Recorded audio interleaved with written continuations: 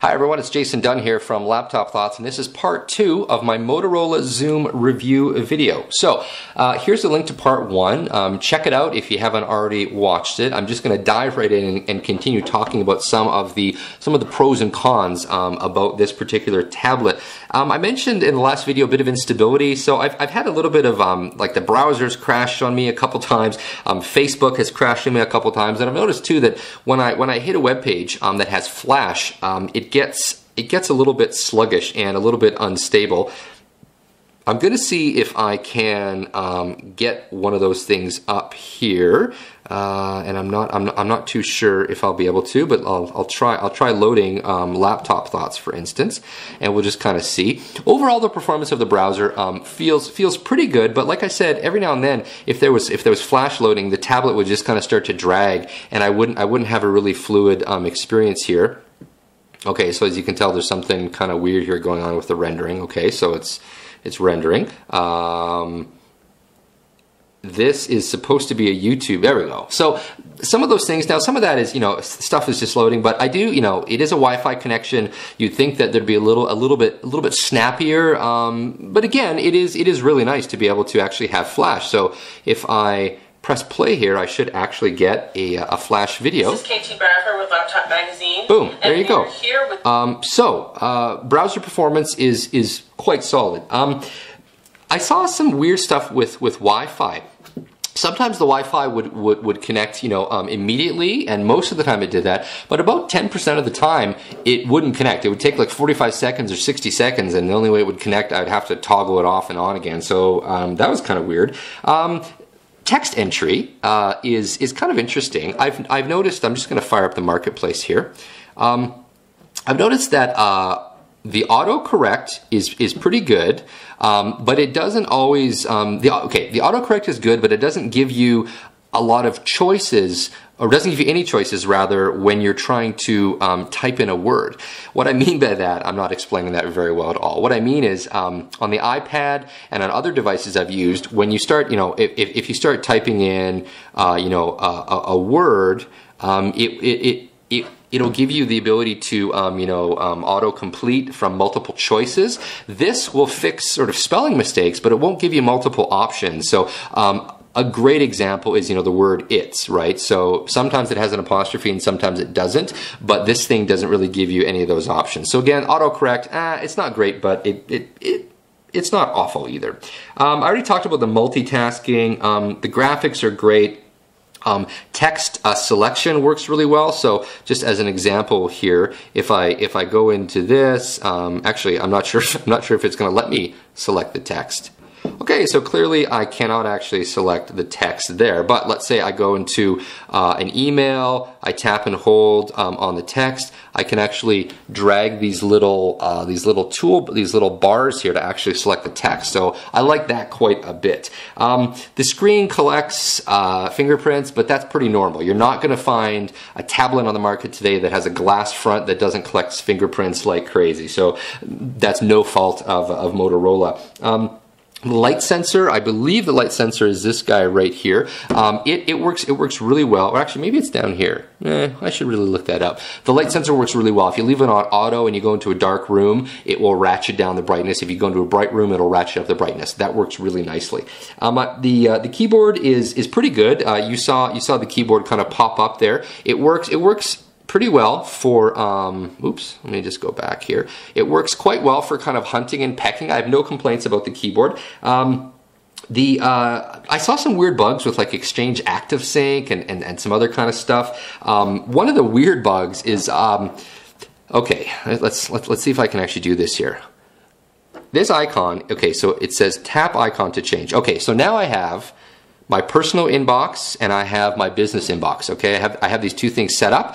It doesn't remember this. Every time I turn off the tablet after a few minutes, I come back, it's back to being a combined inbox. So I'm assuming that is just some sort of bug that Motorola will in fact fix, but it's really irritating because there's no point in having two widgets if both of them are going to have the same thing. So yeah, kind of lame. Speaking of widgets, I also wish it was you had the ability to make some of the widgets wider. Some widgets come with multiple versions, like a wider version and a narrower version, but I wish that it was easier to kind of change that. Now, this isn't terribly surprising, but when I bought the product, it would have been really nice if Motorola would have given you like just a simple cloth slipcase, or just some sort of really simple case to just carry it in, so that if you're not buying a case at the store, it wouldn't get totally scratched up. I will point out that although, well, the back is covered in fingerprints here, but I actually have no problem at all saying that this is a very sturdy device. There's no scratches on it, there's no damage, and I've been using it, basically without any case at all for, like I said,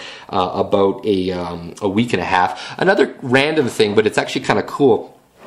When I get the email coming into my Exchange account with push email, the Zoom will actually ding saying I have a new email about 1 to 2 seconds before desktop Outlook will, which I think is really cool. That means that this has a really aggressive kind of polling ability with an Exchange server. One of the things that isn't so cool is I went into the settings and I actually changed the settings to have to only check my email like once an hour, yet I still somehow have push email, and I have no idea how to turn that off. And so I don't know if that's a bug or if that's just something that's weird, but normally if I go into an email account and I set it to only sync hourly, I expect it to sync hourly. I don't want to get a ding every time an email comes in, so that is kind of weird. Now, the last thing I want to talk about, and I think one of the most significant issues with Android right now, and in fact the reason, drumroll please, the reason why I'm actually returning this product to Best Buy for a refund is I don't think that it is ready.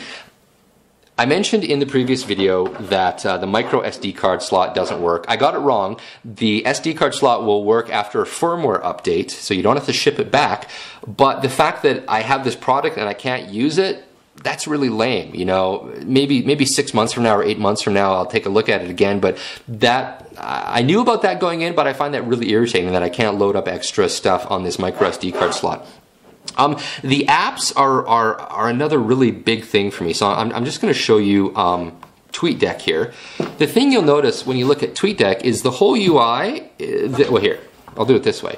This looks like a phone, right? I mean, if you look at this, and it looks like TweetDeck on a phone that has gotten really big. I really wish that there was a way, or rather I wish that there were more native tablet apps, and that's something that I really noticed. If you look at TweetDeck on the iPad, you have a much nicer UI. Let me show you Evernote, okay? Look at this. I have all this giant space in between these icons.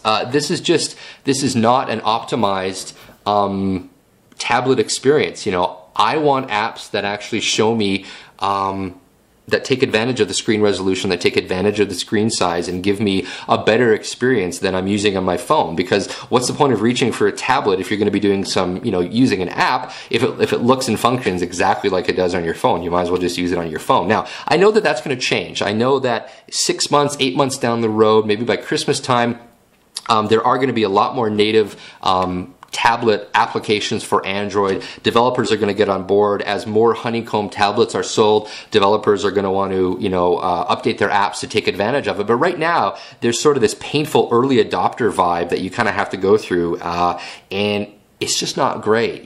I think that maybe 6 months from now, this might be a great tablet to get, but if you go out and buy it today, the hard reality is that you're going to be faced with a real dearth of applications. There's just not a lot of tablet applications out there right now.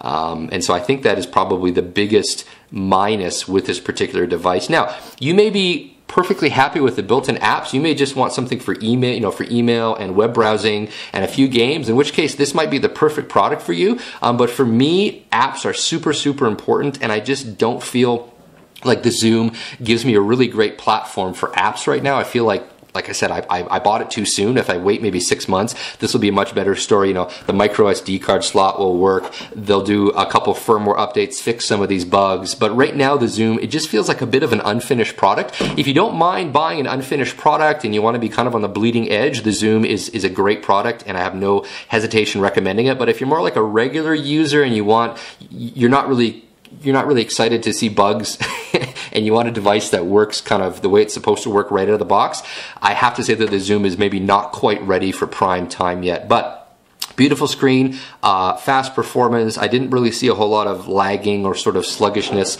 with the UI. And yeah, those are my thoughts on the Motorola Xoom. So this has been Jason Dunn from Laptop Thoughts. Thank you so much for watching. Please rate the video, give it a thumbs up, ask any questions if you have them. Keep in mind I'm going to be returning this product, so I'm not going to be able to answer any questions that require me to have it in front of me, but I'll do my best to answer them. And subscribe to our channel and check out the ads that run in and around this video. That's how you support the work that we do. Thanks for watching.